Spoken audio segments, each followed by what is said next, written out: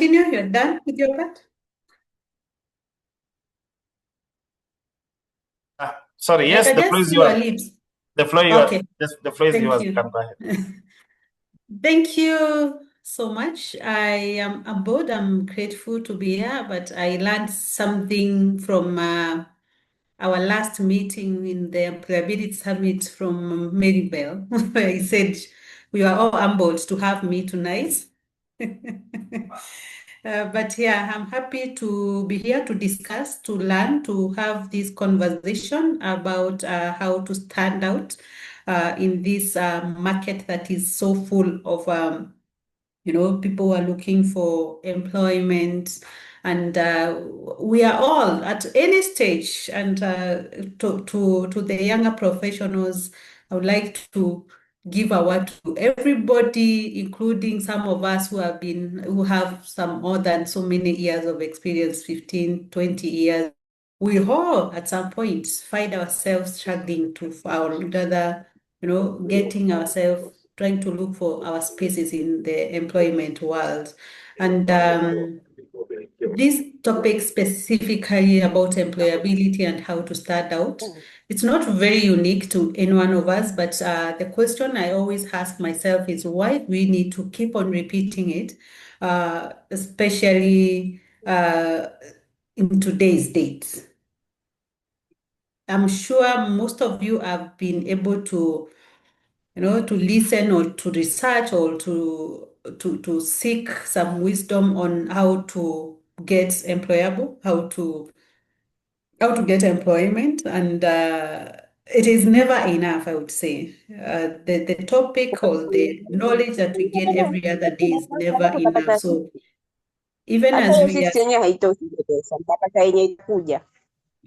Kwani I would request if we can, the ones, if we want to good. contribute, maybe we can go through it. Skylar, we can maybe raise our hands so that then we keep muted so that we do not have some, some bit of disruption during the conversation. Yes. Thank you. So I was saying we never get tired of having or researching or trying to understand how better to position ourselves into the employment world. And I always encourage myself that every day is a day to learn a new thing, including today. Even as we are having this conversation, I was telling Stella earlier in the day that I would love to have a more interactive session, because I'm also here to learn as we also discuss what I have discovered over the number of years and what has been able to help me in one way or another. But I'm also very ready to learn from all of us. So what have we done differently? And I think in this, as we have said, I was not yet introduced myself. Terry Misheni, Sierra Charpi is my name. I am an HR professional with over 15 years of experience in the space of HR in diverse industries, spanning from manufacturing, logistics, in the banking sector, and also distribution, and again, security. So how do I got myself into all this is part of what we are going to discuss this evening. And I would request, Skylar, if you can take some, some comment from the comment section. How, if someone can, or if we can share, what is it that for us to get a job? For those who have been lucky enough to be in a job, how did you get yourself a job that you got, that you feel like there's something unique that you did? You got that, Skylar? I got that. Yes. So if How you did you get yourself in the position that you are very proud and you feel like there's something unique that you did that you stood out? Because the discussion of today is how we stand out in the world of employability, right? Yes. Maybe starting from you, Skylar. I will share mine as we continue. Yeah, I'm looking at a discussion around positioning ourselves uniquely in the employability and career growth. How do we position ourselves uniquely? How do we stand out from the crowd? I say crowd because it is literally crowd. Every time I'm talking to I think young people, I ask them, during the year you graduated, to use Skylar, allow me to use more. The year that you graduated, how many of you in your school were gown and the nice coffee? How many were you? That was just the single university that you are in. To narrow it down, how many were you in your class or in the course that you are doing? Maybe IT, bachelor's in IT, bachelor's in HR, whatever course. How many were you in that graduation square? Doing the same thing, doing the same course, the same school, the same age, and you are all out here looking for a job. That was just one graduation, 1 year. I asked someone and she told me she had done something communication, something public communication and something. And thank you. Someone has said 300 graduated. Simon said they graduated 300. And that was your year. Maybe say year 2020, 2021. 2022, there was some graduation. 2023, the same course. They did not change the course. They did not change the content. Oh my. Cave. 2,900. 1 year, one university. Yeah, same course. How many universities do we have in Kenya? I think about 70 around there. That's what someone said.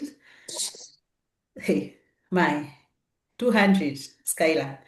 So for the years, even don't go very far. For 3 years, if you are of the class, okay, 2009, some never got employment to date. I tell people, out of maybe out of 100 graduates for 1 year that they graduate in the same say the same course, and they are graduating 1 year and they are doing the same course. In the next 5 years, only out of the 100 that graduated, it is less than 15% in 5 years who are lucky to get an opportunity in this state that we are in today, in our country today. So where do we start about at the 15%? How do we get counted to be there? If it is 20 people who get employed in their exact line, if you are in HR, if you are studying HR, it is just like 20 people out of 100 that will get job within the next span of 3 years after graduation in HR departments. Set aside those who go side hustling, those who do take any job. You know that I'm looking for any job that most young people do. How do we stand out among the 20 or among the 100? How do you get yourself to be among the 20 who get employed in the 3 years after graduation? It can be very discouraging, I would say. But again, I always tell, and as I told someone earlier today, every time you see something that is discouraging you, look for a way to get out of, to make, to learn from that, and, to make it a challenge to you so that you can overcome it. As long as we sit down and keep on saying how there's no there's the lack of employment in Kenya, there's nothing much you can do about it in any way. I know people will say we are going to street, the Gen Z, we are going into street but for how long? By the time we turn around this country and get to that position, where will we be? So the question of how to position ourselves uniquely for employability is very pertinent, it's very timely, it is never get tired to get to understand how, because today world we are changing, the world is changing every other day. What employers were looking for when I started, when my first employment is not the same thing that they are looking for today. So every day is a new thing of what we are looking to. I'm not talking like that because I'm an HR professional and I do recruitment. Every other day is part of the HR roles that we do. So what we were looking for 10 years ago when I was starting, or 15 years ago when I was starting HR, is not really the same. We are looking for a different. Why are we looking for different things? Because we have a new generation. First of all, we have the technology has changed. The world is, going so fast. Things are running very fast. The curriculum, wanasema curriculum inakimbia sana. So at that point, we need to look for the right people, for the right talents that will fit with this our fast phase world or space that we are in. So that's my discussion tonight. How do you position yourself uniquely for employability? And points, and again, back to the chat section, comment section. What do you think you need to do uniquely?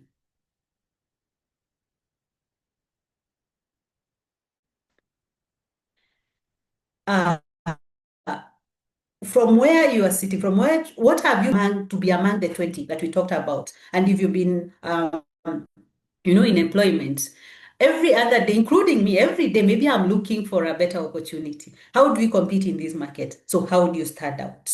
So maybe someone can write in the comment section, and when we are good enough, Skylar, you can request me sometime so that you can read for us what is coming into the comment section. What exactly are you doing uniquely? What are you doing to stand out among the 20, or for you to be able to grow your career? Because there's one thing getting employment and another thing growing. In fact, maybe we can define, what do you think employability is? We've been discussing this for quite some time, and those who are, I think, those who are in the employability summit last Saturday, was it last Saturday, Jay? Yes. It was yesterday. I'm sure we're able to have this kind of a startup discussion. But what do you think employability is? I say employability is a combination of skills, mindsets, behavior, and as I said, adaptability. Adaptability in terms of how the world is changing. Remember, Kitambo, we were talking about skills and what you can show. Like, tumetoka shule, nimegraduate, I have, that is when people were complaining that HR asking, entry level, someone come with years experience, and you're asking, where is 2 years from? It's still an issue. So, skills, behavior, how you carry yourself, mindset, how are you, your mindset to be better, and most importantly, not the interview. This that make you get for, but also will you grow in it, relevant in the market over the time. Get these 4 items. Those will make you, these items, these skills will make you grow. It will make you get a job. Of course, that's what you are looking for. They can get you a job, but you need to retain this job. You need to grow. Yeah. And you need, as you grow, you need also to be relevant. Otherwise, if you're not relevant, you're not growing. So, having spoken that, then where are we in 2025? What are recruiters looking for? What are employers looking for in 2025? Skylar, you may need to take us up with if there are any comments that have come up. Yes, there are. In regards to your question on the first question you had asked, Joab is saying, revamping your CV to match your job description. Jay is saying networking. Miles is asking a question. If an individual can be skilled without certification, and if not, what's the obsession with certification, making it an added advantage in employment? Purity talks about continuous learning, networking, creating visibility to the first question. Robert has talked about getting a professional certification. Like for him, he did CPA and it set him apart from the other candidates. So maybe we can answer Miles' question on. He's asking, what's this whole thing about another certification? Why is it an added advantage?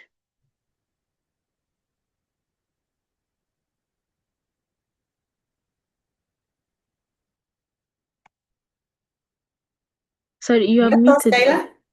Yes? That's all? Yeah, that's all for now. Okay. I'm sure we'll be able to get answers to this question as we continue with this discussion. I like the curiosity that we have in why are they the extra certification? So, as you'll notice, the employers in 2025 plus, or in the current era that we are in, are looking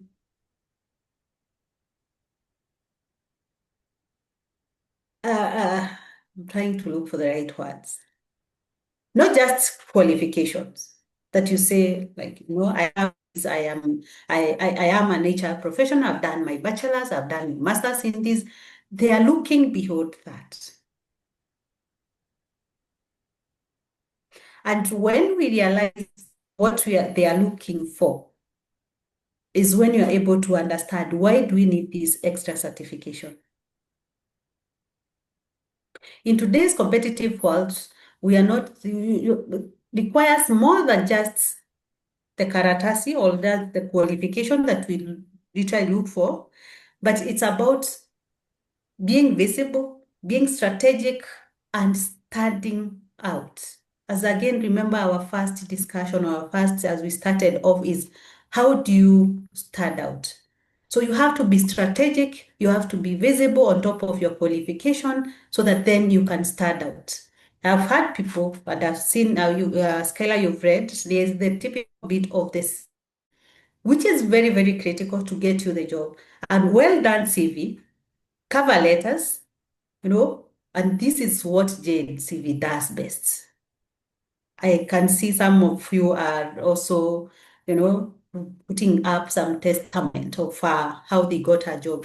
That is what, in fact, I always tell Bonasio, Jay, I call him CEO, if there's anything that you are doing for this generation, if there's anyone who should be given, the crown for saving a generation, is JCVs, and of course, any other who is doing that.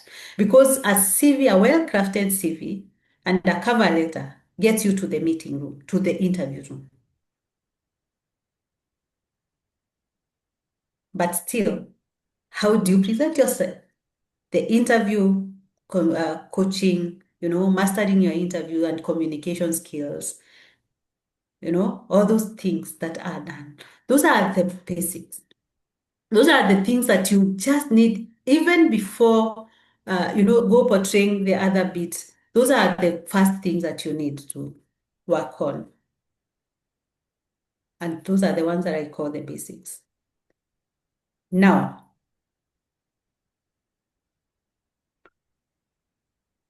and someone who is looking at your CV, who has received your very well-crafted CV and a cover letter, they are demanding for someone who is ready to work, who is able to grow, and who is ready to change with the right mix of skills. Again, as we said, skills, behavior, and mindset. During this interview conversation, you need to demonstrate the soft skills, and not just on the interviews. There are those who are lucky to as someone was saying about, I have an auntie. Yeah, they will, who is an HR, and they will get me a job. But how do you grow? Remember, we are talking about you are getting into the job market, your growth, and your retention, and being relevant. So demonstrating soft skills, yeah, up and hard skills. Remember, the technical skills is an ideal mix for you to be able to grow, first to get the job that you're looking for, grow, and be relevant. Having the right mix of skill, the ideal mix of both soft skills and hard skills. The challenge that sometimes we face when you are interviewing people, they come with their technical knowledge, and remember, some of these are, you are a young professional, you've not been able to experience the actual, if you're an IT person, you can come with the very, the jargons, the big words that are used in IT, but you're not able to, you've not experienced the practical world.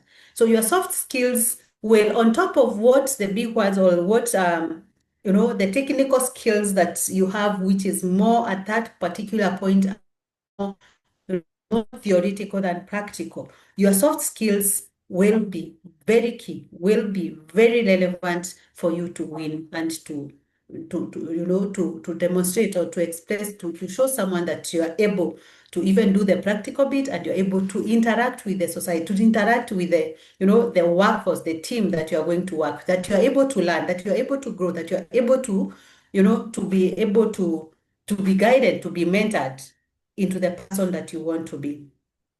Upskilling real time. Someone asked about why you need certification. My dear, if that's what the job market is requiring from you, don't fight it. Because if you fight it at the moment, if you fight it when someone else is fighting to get that certification for them to get, you will continue saying that, complaining it is not necessary. At some point, may not even, add any extra technical skills. But certification come very packaged in, as they are called, certification to enhance what you've already learned. Maybe, for example, I will talk with what we have at in HR. You've already done maybe your master's, your degree in HR, but the certification, the CHRP, comes to enhance what you have. Actually, it brings more practicability, more practical, the practical work exposure closer than the theory that we did in school. And we can all agree to us. Even myself, when I was doing my bachelor's, I was doing to pass the exams. I did my papers, I did my bachelor's to kupita mtihani na nipate first. I mean, I didn't get the first class, the second upper. And some of us did not even care even if we get the second lower, as long as you are done with that school. But what certification comes, reminds you and brings you closer to the world of, the practical world. So, as I said, if we continue fighting why we need it and it is what is required, I can tell you it is it will enhance what you are able to bring on the table. But again, if it is what is demanded, as we fight it, we need to remember there's someone else who is doing it.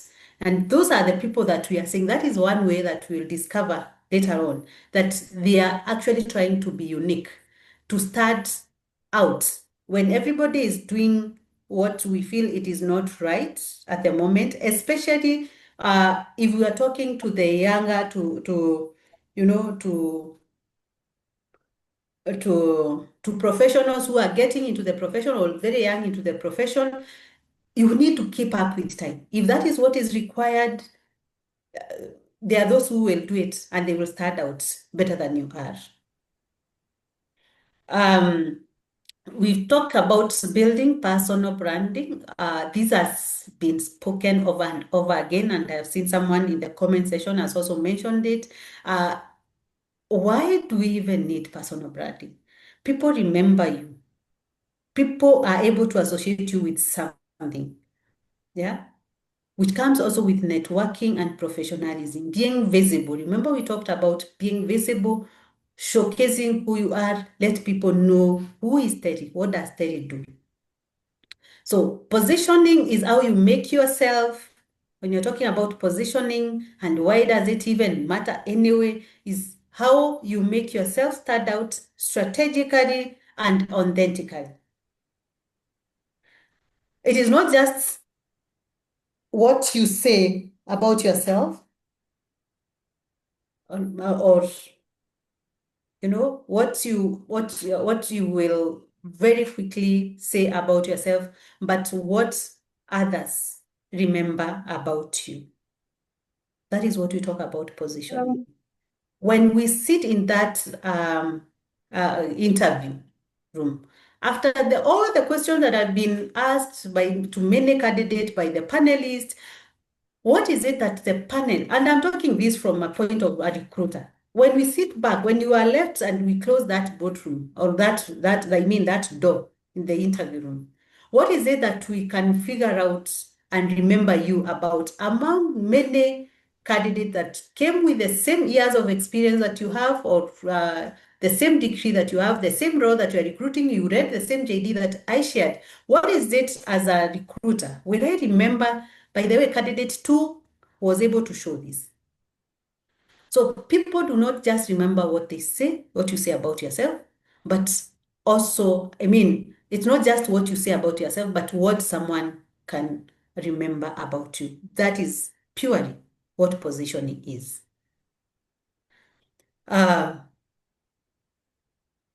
So when you talk about how you present yourself in the job market, the employers can clearly understand who you are, you position yourself, right? You need to have what Skylar mentioned, very, very key, your unique value. The unique value you offer. What are you bringing unique? What is it that make you stand out? What is your unique value proposition?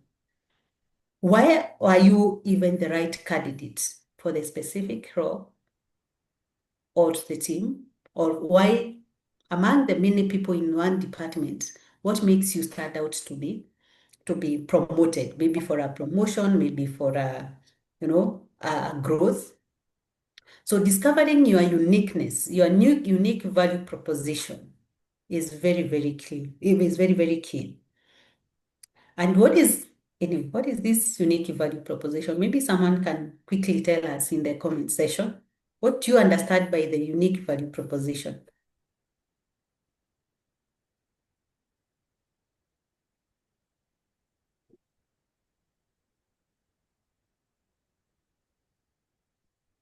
Skylar, is there anyone who can answer? Maybe even yourself? I heard you mention it. Yes, I'm not seeing anybody typing. Oh, Liz. Liz has raised her hand. You can go on. Yes, Oh, please. hi. Hi. I'd like to say it's the key differentiator. What differentiates me from the others in the pack? Okay. We also have another comment. Sheila is also saying that it's something that will make you stand out from other candidates. Good. I like that, Liz. I like that the other person who was, and I like even this one, the difference you bring out in the panel. Perfect. It is basically what exactly do you best? What you do best? What I like, all the answers are very clear. What is it that makes you stand out? What is it that you are doing uniquely from others? When all others are bringing in their papers, their years of experience, their second class upper, like myself, what is it that you bring in? So it is a clear and concise and very clear statement that explains what you do best, to who do you do it for, and how do it, and why does it matter anyway. So when you are putting across your statement, when you're putting across your, your unique value proposition, because it is a very clear statement about what you do best, to who, how, and why is it matter. Like for myself, I can say, maybe my unique value proposition. I help, how do I put it? I help purpose-driven organization. It is me. I help purpose-driven organization to unlock the full potential of their people by aligning their culture with strategy as a culture champion. Creating workplace, the why now, and why does it matter? Creating a workplace where engagement, innovation, and performance thrive. That may not, it is my statement.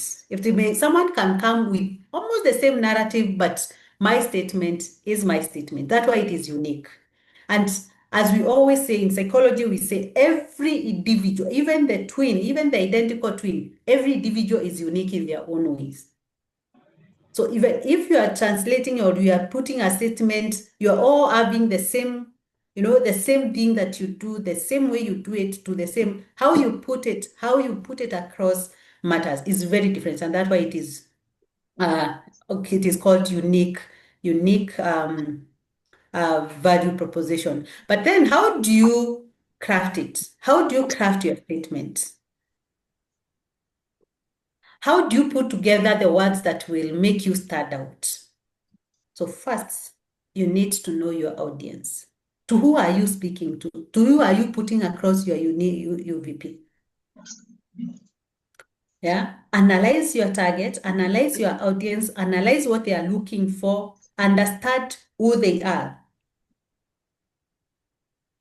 Then, when you understand your audience, you are able to assess yourself. Remember what skills, what values, what interests, what strengths that you have. Self-assessment, understanding what is it that you do best, so that then you can put together to address, to put across what you know about yourself to others.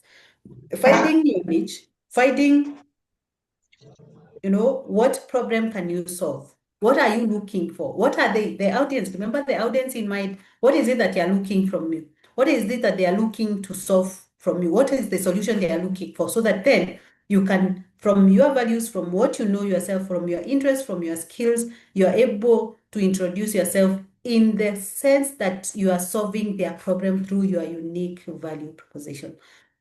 The problem that you solve and how you will solve it. Then define or put across the impact that you are looking to achieve, the impact that you are going to give, the solution that you give, and the impact that you are going to bring to this particular employer. When you have those put together, you will be able to communicate to the recruiter what they are looking for. You will be able, you'll be able to convince them that you are actually the right candidate, that you are actually the right person that is going to solve the problem, or that you are going to, to be impactful in what they are looking for, that you are the person that you are rightfully there to give what they want. And maybe from that, you are able to understand why having that UVP statement is very, very key, because it actually comes, and this comes mostly when, when you are told to introduce yourself. Be very quick as you do your own introduction, the way you have been coached, maybe by your interview coach. It's very necessary to put it across so that it can, even as you communicate, your statement is still referring to the recruiters or the person who is doing the interview to you. Someone else mentioned about personal branding and visibility. Again, very, very key. Today, you're not just being searched. Today, you're not just being, it's not just CVs. It's not just the CVs that we send. And I will tell you from a practical bit of view, especially on some levels of some technical roles. Every time we have the short, we receive maybe CV when you have put up an advert and receive CVs as recruiters, the most probable next thing is to search. And especially with the world today where there's LinkedIn, there's all social medias and other places of professional, people are being visible. We tend to kuchungulia kidogo. Try to look through who are you. So you're not just it's not just the CV and just the interview, but you are being searched, you are being scanned, you are being scooped out, you are being, scrutinized beyond the CV. And that's why you put your name across. That's why you put your LinkedIn open anyway for us to see. So there's nothing about data privacy because you put it open there for me to go and look at your LinkedIn profile. So you cannot start complaining about. I was telling someone why we keep on checking on maybe professionals LinkedIn and they're like, hii peeping si munaenda sana kwa data privacy. Why did you put it there for us to see? So it is not just the CV, but people are literally sneaking to see who are you beyond what you can see in the CV and what kind of comment. And that's why sometimes it is very, very, not sometimes, today it is very, very important. Even what you put in your socials, including the TikTok, Facebook, Instagram, it's very, very, you need to filter. Sometimes you'd say, yeah, you have freedom to talk and to say anything, but what character are you portraying through, your posting, your comments? What are you trying to tell people? Remember, we are talking about personal branding and visibility. What are you branding? What do you want people to know you for? Do you want people to see you as someone who is always fighting the authority? Do you want someone to see someone who is very, very, very problem solving through how you comment about the authority? That is how you need to filter and to know what are you putting across, because you are not, as we said, you are not just being looked at on the CV, but also you are being searched in other ways. So branding and visibility, we say branding, personal branding is an intentional way you present your skills, you present your values, you present your strengths and personality to the professional world. This can be both online, how you talk to people in events, in in your community, in churches where you are. So it can be online or offline. And it is all about what do I want to be known for. The moment you're able to answer, what do I need people to know me for? I'm able to put across, to present myself in the way I want people to know me. And then visibility is about being present, is about showing yourself often and positively, that people see and remember you professionally. You remember what we say, out of sight, out of mind. So you always need to be visible, appear, just be present where you are needed. If it is gathering, if it is networking events, get there, be visible. If Skylar is telling us, someone pray for us, shoot up and pray for us, be visible. And that is how people, even when someone is looking for someone and they can remember, oh, there was this and this person, I saw him. I know of many times that I've met people and I'm like, by the way, when they introducing themselves, I may not remember your name, but I remember seeing you somewhere. And when we talk and start connecting, I'm able to know and to remember what they said, how they behaved themselves, how they carried themselves, and all that. So it's about being branding yourself in the way you want people to know you and being present. Online presence can be through the socials. They are like right now for professional is more about LinkedIn, events, through events, that networking events like the one that we had the other day. And, putting across your story. Give a story. Yeah. And then you should be able, when you're putting your brand across, when you're personal branding and you're being visible, be ready to manage perception. Be ready to manage how you receive, how people perceive you. Yeah. And then be consistent in what you do. I did something. I have a professional accountability partner who always reminds me that you need to put something across. What you've been so silent on these socials. You've been so silent in doing your articles. So it is just very necessary to keep yourself up, known, visible, and appreciated by the world, that you're still there, so that we don't see you like umepotea kidogo. When we talked about how to be employable, remember we talked about someone who is ready to grow. So having a strategic growth mindset is very key. When we're talking about why do we need certification, the question is what is this certification is bringing across? Is it bringing something new on top of what I needed? Is there any other new thing that I need to know? Today we are talking everywhere, we are talking about AI.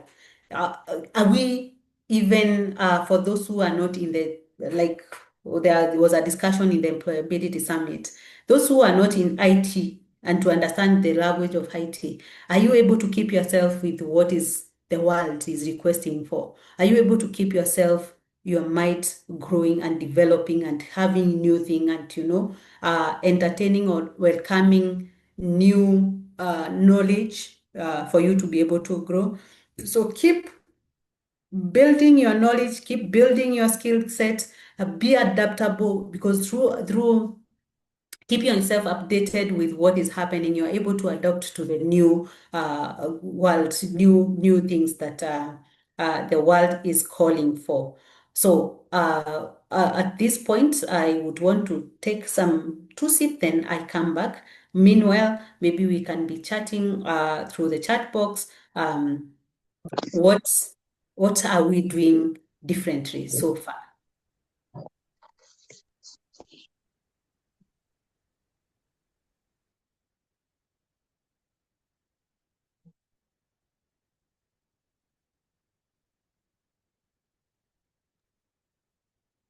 Thank you so much, Terry, for that. I think we can have questions. We can have questions from the audience.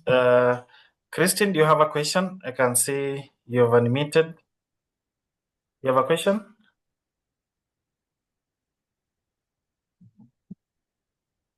Any questions? You can have the question in the chat section. You can, or as well, you can just raise your hand and then unmute and ask your question.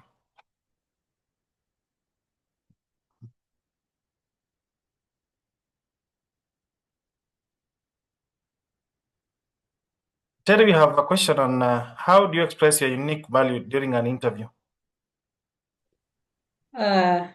Yes. How do you express your unique question during an interview? A well-crafted statement, when you've already understood your target, you need to know what they are looking for. And by the way, that's why sometimes you are told to go through the JD. And I'm sure when Jay, you are doing this interview, you tell them, understand the JD word by word and keep it, internalize the JD, so that when you are putting across your unique value, you are able to address what the role is calling for, but also when you've already understood the target person.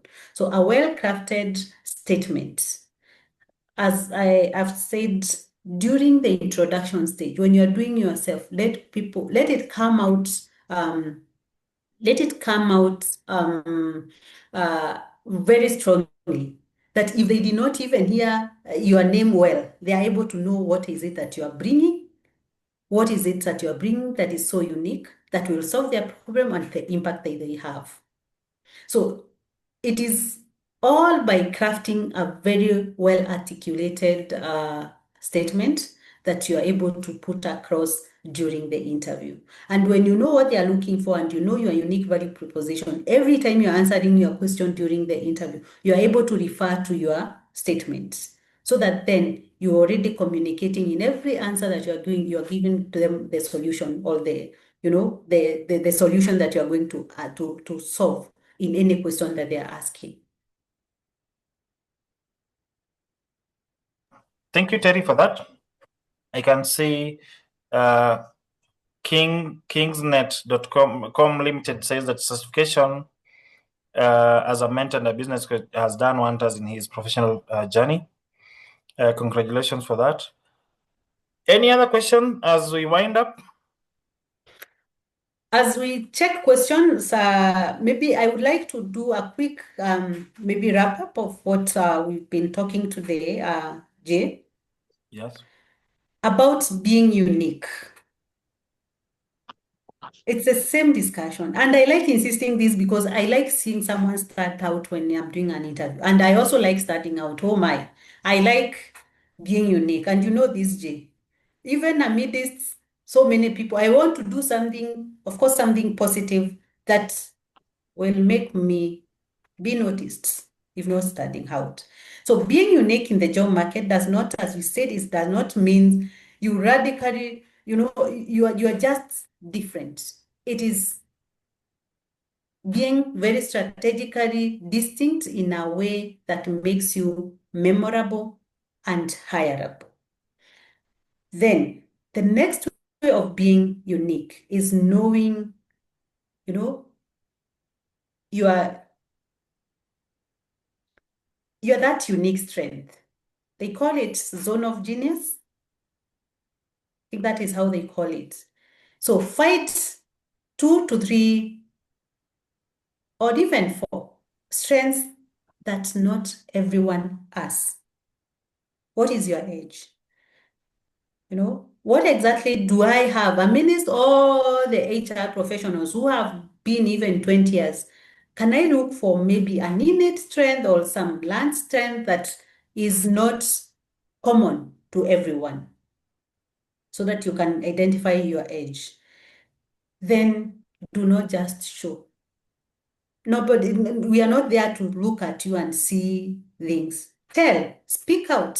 As I always tell people, especially during mental wellness classes, talks, I tell people, if you're having an issue, speak out so that people can know what you're going through. We are not called to know what you're going through. So don't just tell, don't just show your strength, just also tell. That's what we talked about, writing, being visible, connecting, and sharing your story. Share your story that people can remember. People remember stories.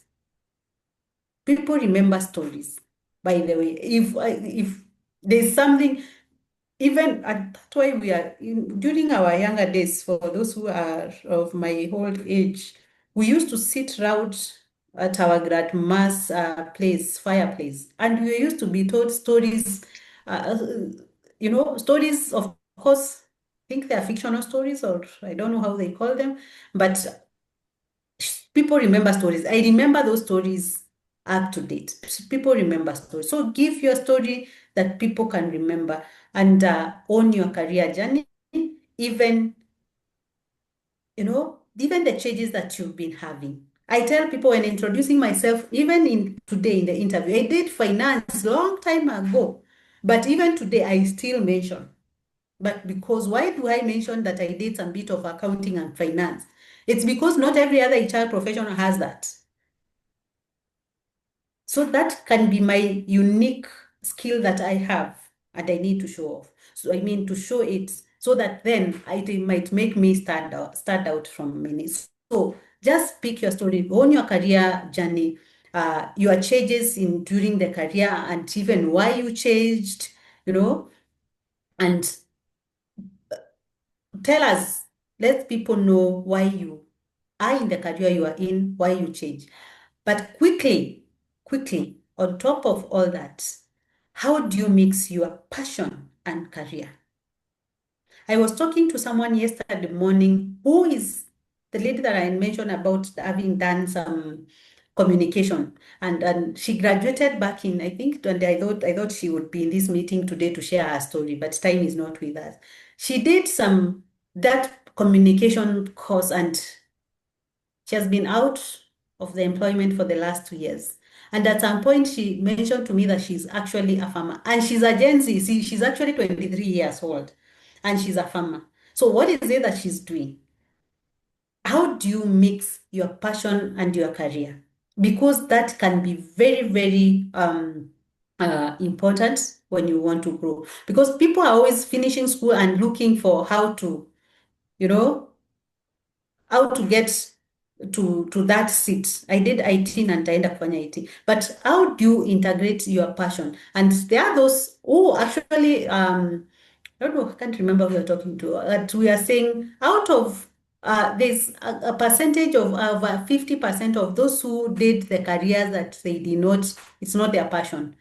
Waliambiwa wewe, kama mimi, when I was doing my finance, I was told by my mother, you're very good in mathematics. My mathematics by the way was my best subject. Jay, you need to clap for me, was my best subject. And they thought mathematics is account. And they was pushed to do some CPAs.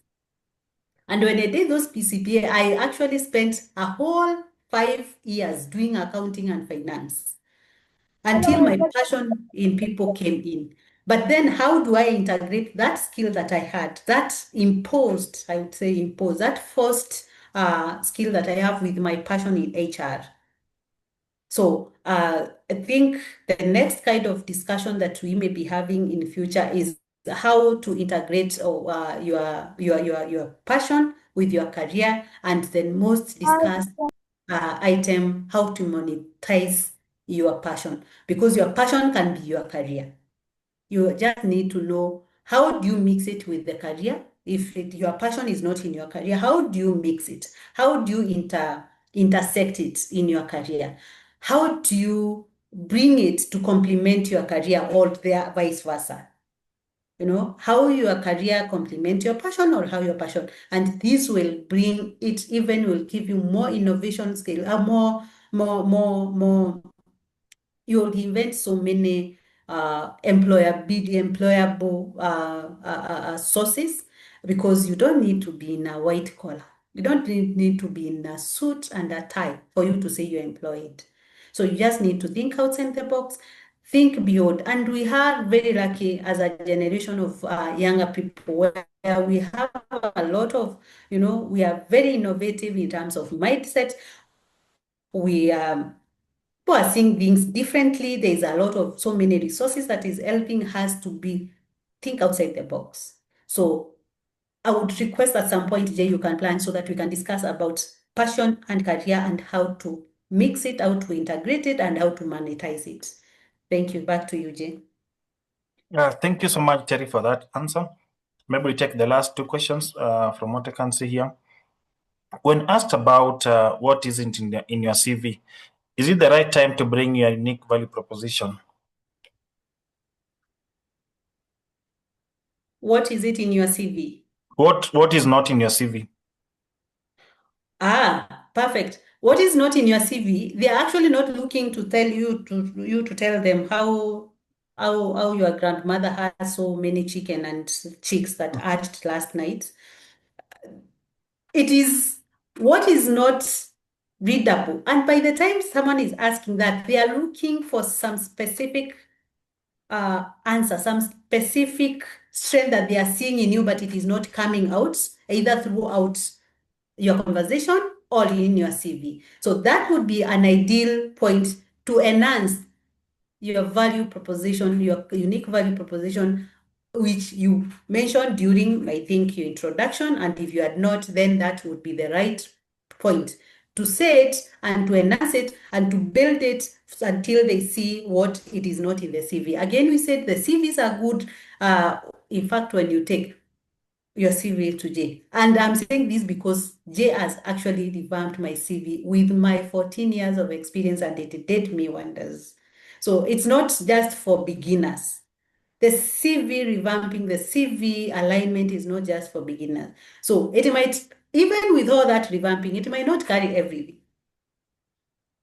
So what you bring on that table, remember what we're saying, how it is not just CV that gives you the job, it is how you present yourself, what you can show, and that is where unique value proposition comes in. To you, Jay. Thank you so much. What makes an HR with less than 3 years of experience in the field stand out in a dynamic and competitive market? Wow. 3 years. For those who know me, I mentor a group of HR professionals, and those are the kind of discussions that we usually have.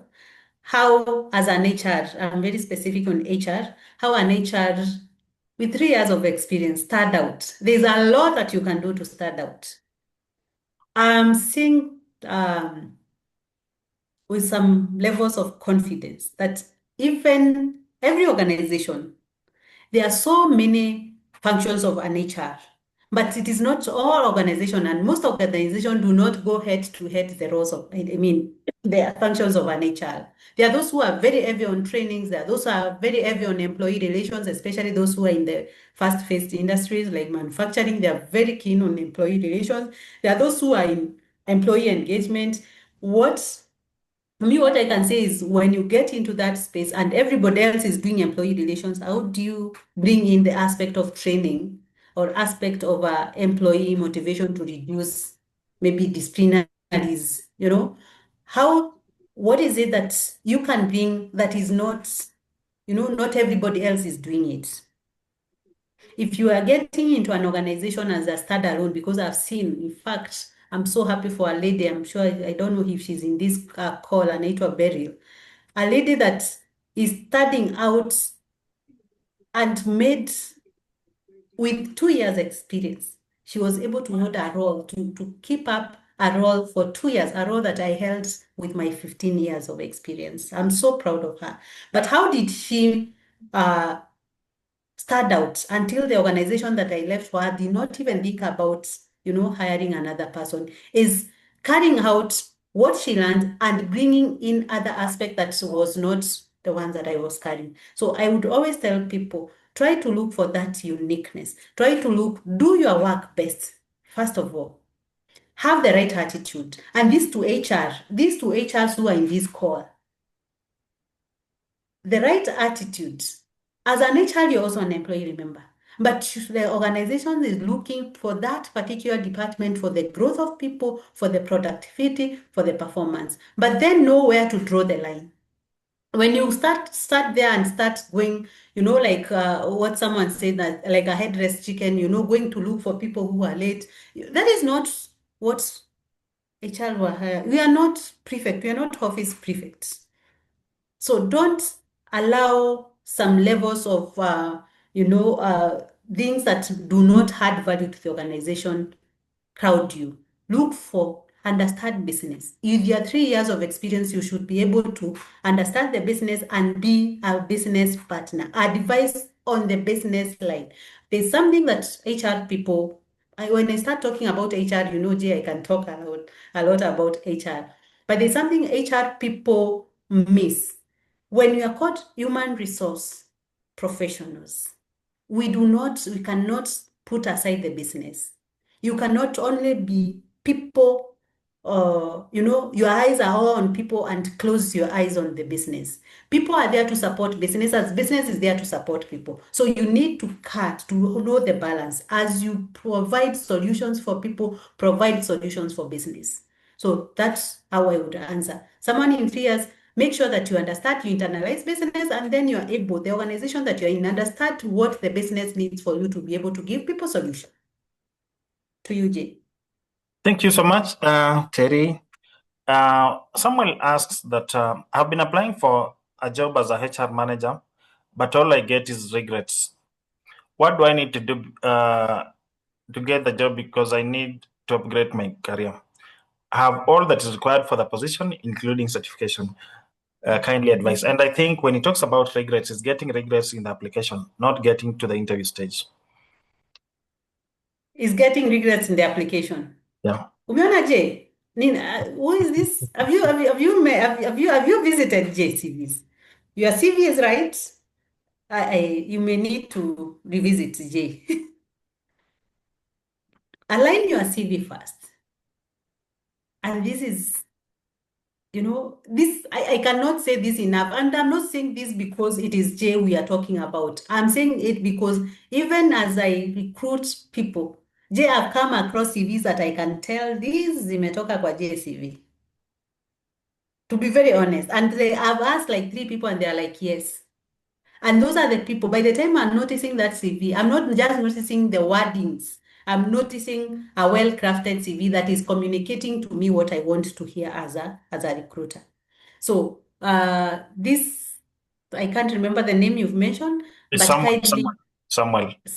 Samuel, first of all, work on your CV. So that then you remember we always say your CV is your first person to present yourself for an application. You're not there to say, hizi vitu zote. It is your CV that will speak about you before even they see your face. Even before they go to search for you in LinkedIn, they will start by your CV. So make sure that your CV is right for you to be able to get yourself into the interview room. Once you're able to get into the interview room, again, you'll be able to get the interview coaching. You'll be able to put all what you've talked about together so that then you can walk in with your uniqueness, with your standing out on top of your CV. I wish you all the very best, Samuel, and it shall be well. Again, let me just be very honest with you. We have these seasons. Sometimes we have these seasons. So don't be so harsh on yourself.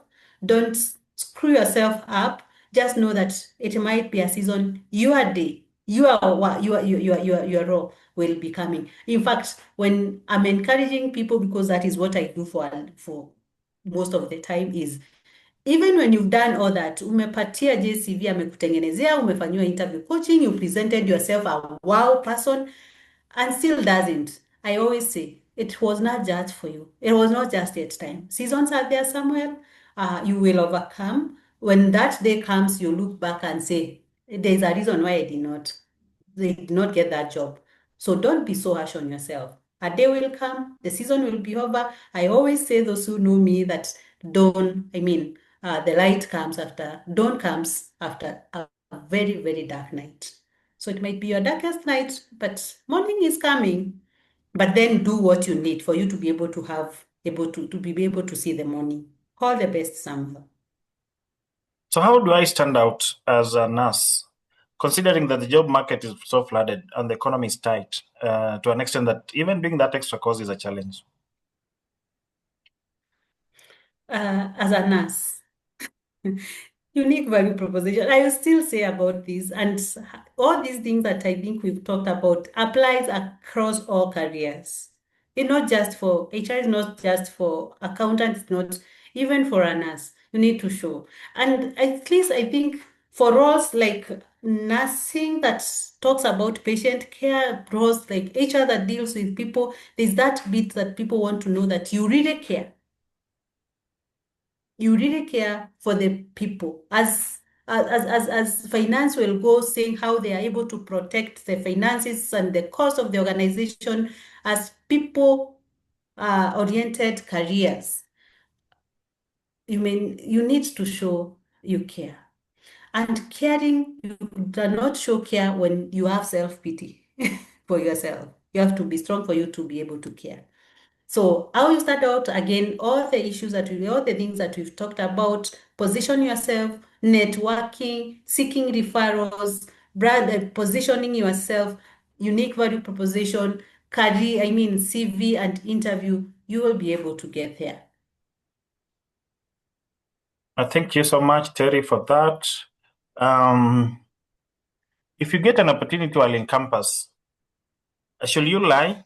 For example, you didn't include in your CV that you are still a student.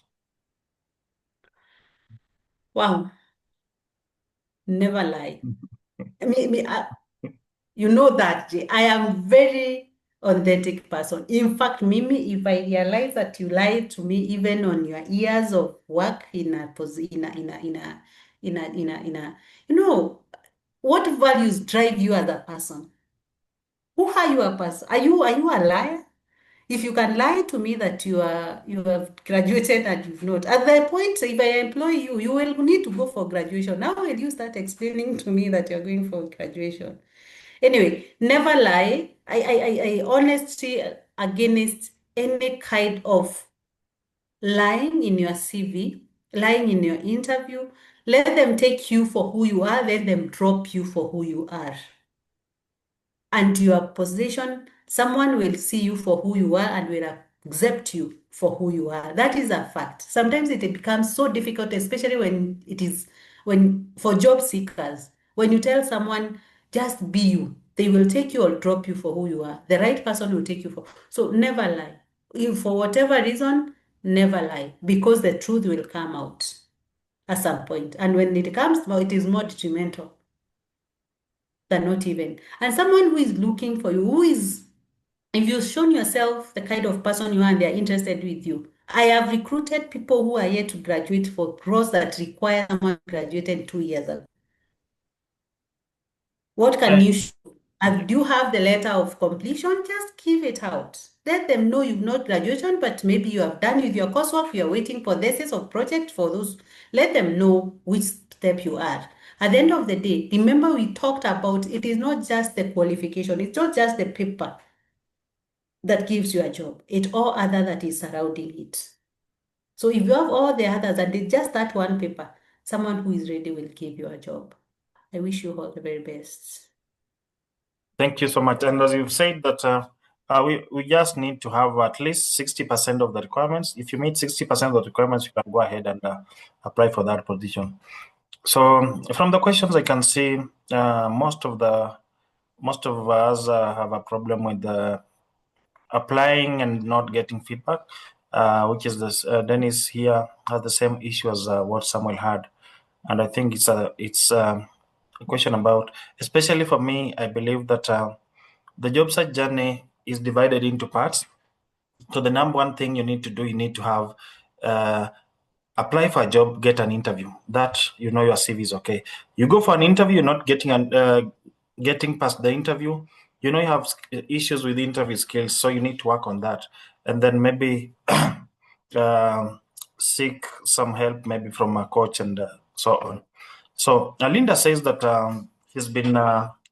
I've been on break for many years on employment, jungling in between motherhood and entrepreneurship.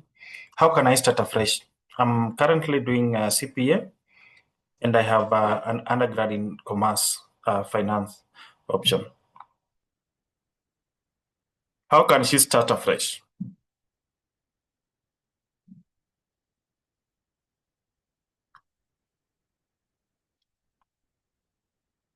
Terry, are you there? Oh, we lost our speaker for a while. Linda, I think what you can do is any recruiter would want to see that as much as there are gaps, you are doing something that is constructive.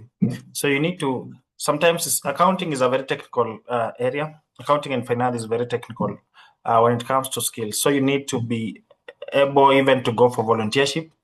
You can even start seeking volunteership from your friends and maybe relatives just to gain those skills. Then you can be able now to start applying afresh. And also, if there's that gap again, I'm sure that gap will be a question when it comes to interviews. So as much as there's that gap, you can just have it well elaborated that it was motherhood, and during this time you are doing ABC, so that now they can see that as much as you are on motherhood, you are still taking a course, an extra course for you to be able to upskill. Then Joanne says that I've been applying for jobs, for accounting jobs, and it's been 2 years unsuccessful. Joanne, you can inbox me your CV tomorrow. I can just have a look at it and advise, because for you not to be able to get an interview, definitely the problem might be your CV. So we can work on that. We can have a look at your CV and then be able to advise on the same. So I got injured while in line of duty. Then when it comes to contract renewal, I was told is no position. There's no position that I can be placed. It made me feel demoralized. I think, Gabi, what happens when you get injured during when we get injured during work? There are some policies that the organization and some provisions even by the government now through what we call the WIBA, that you should be able to, the company should be able to compensate you through that. And if there's any chances of you being moved to a different department, then it means it should have come as a recommendation from the doctor, and it should be a government doctor. So even as the organization plans to move you to another department, or even as they plan to lay you off, they should be able to give the necessary feedback for you to understand that this is what happened and this is the doctor's report, that now in case that I should work in a certain department. So if no, then that means that the policies of that organization were not well elaborated in terms of what happens when there's such a scenario. I think with that, our speaker might has a power problem. So with that, I think I've been able to respond to some of the questions that she had not tackled. Simon, my contact is there. We can have a conversation tomorrow. Joanne as well. We can have a conversation tomorrow. Just have a look at your CV and be able to advise. Skylar, are you there? Yes, I'm here. So can hand the program back to you. Thank you. So I think it has been an engaging session, and because I don't want to eat too much of your evening, I think we should just close the prayer.